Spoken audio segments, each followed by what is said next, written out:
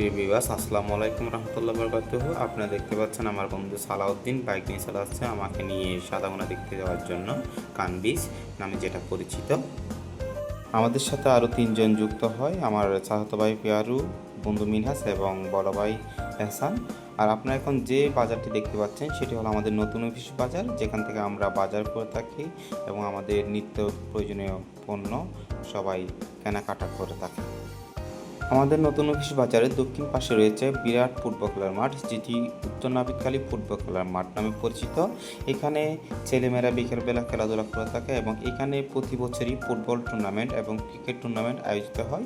আপনি এখন যেটি দেখতে পাচ্ছেন সেটি হলো আমাদের নাপিতখালী ফুটবল খেলার মাঠ এবং একটি খুব মনোমুগ্ধর পরিবেশে রাস্তার পাশে অবস্থিত এবং এটা আমাদের ছেলেমেয়েদের জন্য খুবই উপকারী ভূমিকা রেখে থাকে। এই ফুটবল খেলা মাঠের পরে রয়েছে আমাদের বটতলী স্টেশন, যেখানে ট্রাকের ট্রান্সপোর্ট রয়েছে এবং এই ট্রাকগুলো ইসলামপুর শিল্প এলাকা থেকে যে কলকারখানাগুলো রয়েছে ওখান থেকে লবণ নিয়ে দেশের বিভিন্ন প্রান্তে যায়। আপনারা দেখতে পাচ্ছেন এখন আমরা বটতলী স্টেশন দিয়ে পশ্চিম দিকে রওনা দিয়েছি।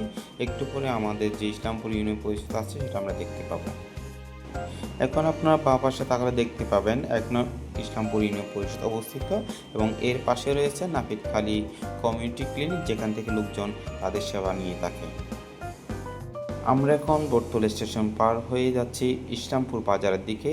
আপনারা দেখতে পাবেন একটু পরে আমরা যে ঢাকা চট্টগ্রাম কক্সবাজার রেল লাইন চালু হয়েছে সেই রেল লাইনটা পার হব। আমাদেরকে অবশ্যই রেল লাইন পার হওয়ার সময় সতর্কতার সাথে সেই রেল লাইনটা পার হতে হবে, কারণ একটি দুর্ঘটনা সারা জীবনের কান্না।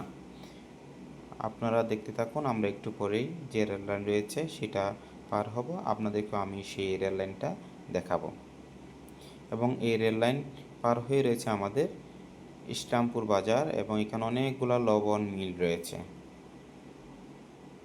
এই যে দেখতে পাচ্ছেন রেল লাইন, বাঁ পাশে এবং ডান পাশে দুই পাশে রেল লাইন রয়েছে। রেল লাইন পার হয়ে আমরা সরাসরি এখন অবস্থান করছি সাদাগুনা এবং কানবিচে যে এলাকাটা রয়েছে সেখানে। এটি মূলত খুবই মনোমুগ্ধকর একটি পরিবেশ। আপনার যে রাস্তাটা দেখতে পাচ্ছেন সেটি হলো সাদাগুনা এবং কানবিচের মাঝখান দিয়ে যে রাস্তাটা চলে গেছে সেই রাস্তাটা। বিকেলবেলা এখানে অনেক লোকজন আসে এখানে সময় কাটাতে, কারণ এখানের পরিবেশটা অনেক সুন্দর এবং বিকেলবেলা অনেক ভালো লাগে। আপনি যখন আসবেন দেখবেন যে যতই সন্ধ্যা গনিয়ে আসবে বা বিকেল হতে থাকবে ততই আপনার এই জায়গাটা ভালো লাগতে থাকবে। তাই আমরাও চলে আসলাম এখানে বিকেলবেলা একটু আড্ডা দেওয়ার জন্য, বন্ধু বড় ভাই সবাই মিলে। আপনারাও দেখতে থাকুন আমাদের সাথে। আপনাদেরও যদি ইচ্ছা হয় এখানে আসতে পারেন, সুন্দর পরিবেশটা, সুন্দর যে দৃশ্য রয়েছে সেগুলো আপনারা দেখে যেতে পারেন আমাদের মতোই। মূলত এখানে আপনারা দেখতে পাচ্ছেন অনেক লোকজন রয়েছে।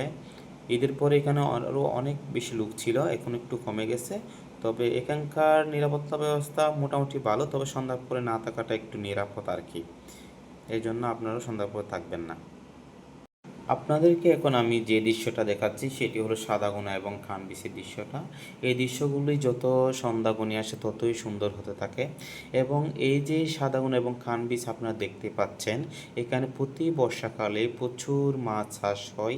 সেই মাছ দেশের চাহিদা মিটিয়ে অনেক সময় বিদেশেও রপ্তানি হয় এবং এখানে দৃশ্যগুলো খুবই খুবই ভালো লাগবে যখন সন্ধ্যা ঘনিয়ে আসবে এবং এখানে অনেক লোকজন আসে। আপনারা এখন আমার বন্ধু বড় ভাই যারা আছে ওনাদেরকেও দেখতে পাবেন, বাইকে ওনারা আড্ডা দিচ্ছে, গল্প করতেছে। তো আপনারাও আসবেন, দাওয়াত রইল।